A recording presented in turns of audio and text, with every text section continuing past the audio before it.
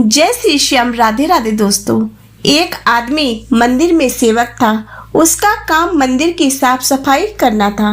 भक्तों और श्रद्धालुओं द्वारा दिए गए दान से जो थोड़ा बहुत उसे मंदिर के पुजारी दे देते, इसी से उसकी गुजर बसर चल रही थी। वह अपनी जिंदगी से बहुत परेशान और दुखी था। मंदिर में काम करते करते वह दिन भर अपनी जिंदगी को लेकर शिकायतें करता रहता। एक दिन शिकायत करते हुए वह भगवान से बोला, भगवान जी, आपकी जिंदगी कितनी आसान है। आपको बस एक जगह आराम से खड़े रहना होता है। मेरी जिंदगी को देखो, कितनी कठिन जिंदगी जी रहा हूँ। मैं दिन भर कड़ी मेहनत करता हूँ, तब कहीं 2 जून की रोटी नसीब हो पाती है। काश मेरी जिंदगी भी आपकी तरह होती। उसकी बात सुनकर भगवान बोले, तुम जैसा सोच रहे हो वैसा नहीं है। मेरी जगह रहना बिल्कुल आसान नहीं है। मुझे बहुत सारी चीजें देखनी पड़ती हैं, बहुत सी व्यवस्थाएं करनी पड़ती हैं। ये हर किसी के बस की बात नहीं है। भगवान जी, कैसी बात कर रहे हैं आप? आपका काम आसान ही तो है। आपकी तरह तो मैं भी दिन भर खड़े रह सकता हूँ। इसमें कौन सी बड़ी बात है? मंदिर का सेवक बोला, तुम नहीं कर पाओगे। इस काम में बहुत धैर्य की आवश्यकता पड़ती है। भगवान बोले, मैं जरूर कर पाऊंगा। आप मुझे एक दिन अपनी जिंदगी जीने दीजिए। आप जैसा बताएंगे मैं वैसा ही करूंगा। मंदिर का सेवक जिद करने लगा।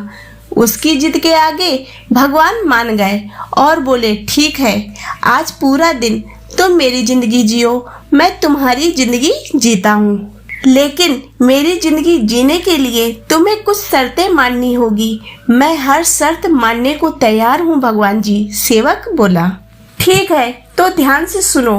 मंदिर में दिन भर बहुत से लोग आएंगे और तुमसे बहुत कुछ कहेंगे। कुछ तुम्हें अच्छा बोलेंगे तो कुछ बुरा। तुम्हें हर किसी की बात चुपचाप एक जगह मूर्ति की तरह खड़े रहकर धैर्य के साथ सुननी है और उन पर कोई प्रतिक्रिया नहीं देनी है। सेवक मान गया। भगवान और उसने अपनी जिंदगी एक दिन के लिए आपस में बदल ली। सेवक भगवान की जगह मूर्ति बनकर खड़ा हो गया। भगवान मंदिर की साफ सफाई का काम निपटाकर वहां से चले गए। कुछ समय बीतने के बाद मंदिर में एक धनी व्यापारी आया। भगवान से प्रार्थना करते हुए बोला, भगवान जी, मैं एक नई फैक्ट्री डाल रहा हूँ। मुझे आशीर्वाद दीजिए कि यह फैक्ट्री अच्छी तरह चले और इससे बहुत कुछ अच्छा मुनाफा कमाऊं। प्रार्थना करने के बाद वह प्रणाम करने के लिए नीचे झुका तो उसका बटुआ गिर गया।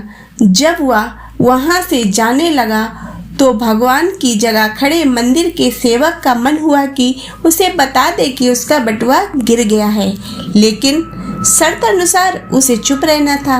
इसीलिए वह कुछ नहीं बोला और खामोश खड़ा रहा।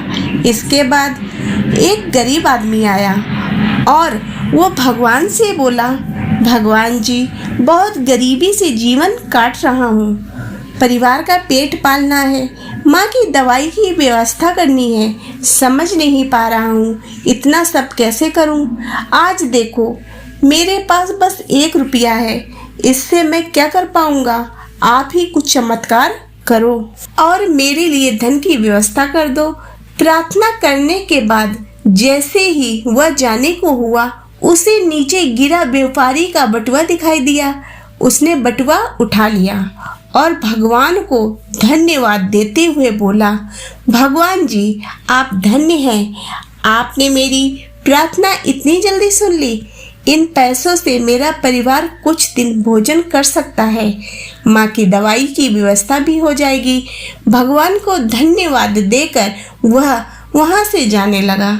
तब भगवान बने मंदिर के सेवक का मन हुआ कि उसे बता दे कि वह बटुआ तो व्यापारी का है, उसे मैंने नहीं दिया है। वह जो कर रहा है वह चोरी है, लेकिन वह चुप रहने के लिए व्यवस्था, इसीलिए मन मारकर चुपचाप खड़ा रहा। मंदिर में आने वाला तीसरा व्यक्ति एक नाविक था। वह 15 दिन के लिए समुद्री यात्रा पर जा रहा था। भगवान से उसने प्रार्थना की कि उसकी यात्रा सुरक्षित रहे और वह सकुशल वापस आ जाए। वह प्रार्थना कर ही रहा था कि धनी व्यापारी वहां आ गया। वह अपने साथ पुलिस भी लेकर आया था। नाविक को देखकर वह पुलिस से बोला, मेरे बाद ये मंदिर में आया है, जरूर इसने ही मेरा बटुआ चुराया होगा, आप इसे गिरफ्तार कर लीजिए। पुलिस नाविक को पकड़कर ले जाने लगी। भगवान बने आदमी को अपने सामने होता हुआ ये अन्याय सहन नहीं हुआ। शर्त अनुसार उसे चुप रहना था, लेकिन उसे लगा कि यह गलत हो चुका है। यदि अब मैं चुप रहा तो एक बेकसूर आदमी को व्यर्थ में सजा भुगतनी पड़ेगी। उसने अपनी चुप्पी तोड़ते हुए कहा, आप गलत व्यक्ति को पकड़कर ले जा रहे हैं। ये बटुआ इस नाविक ने नहीं बल्कि इसके पहले आए गरीब व्यक्ति ने चुराया है। मैं भगवान हूँ और मैंने सब देखा है। पुलिस भगवान की बात कैसे नहीं मानती। उनकी बात मानकर उन्होंने नाविक को छोड़ दिया और उस गरीब आदमी को पकड़ लिया जिसने बटुआ लिया था। शाम को जब भगवान वापस आए तो मंदिर के सेवक ने पूरे दिन का वृत्तांत सुनाते हुए उन्हें गर्व के साथ बताया कि आज मैंने एक व्यक्ति के साथ अन्याय होने से रोका है। देखिए, आपकी जिंदगी जीकर आज मैंने कितना अच्छा काम किया है। उसकी बात सुनकर भगवान बोले, ये तुमने क्या किया? मैंने तुमसे कहा था कि चुपचाप मूर्ति बनकर खड़े रहना, लेकिन वैसा न कर तुमने मेरी पूरी योजना पर पानी फेर दिया है। उस धनी व्यापारी ने बुरे कर्मों द्वारा इतना धन कमाया है। यदि उसमें से कुछ पैसे गरीब आदमी को मिल जाते तो उसका भला हो जाता और व्यापारी के पाप भी कुछ कम हो जाते। जिस नाविक को तुमने समुद्री यात्रा पर भेज दिया है, अब वह जीवित नहीं आ पाएगा। समुद्र में बहुत बड़ा तूफान आने वाला है। यदि वह कुछ दिन जेल में रहता तो कम से कम बच जाता। सेवक को यह सुनकर एहसास हुआ कि ये तो बस वही देख पा रहा था जो आंखों के सामने हो रहा था। उन सब के पीछे की वास्तविकता को वह देख नहीं पा रहा था। जबकि भगवान जीवन के हर पहलू पर अपनी योजना बनाते हैं और लोगों के जीवन को चलाते हैं।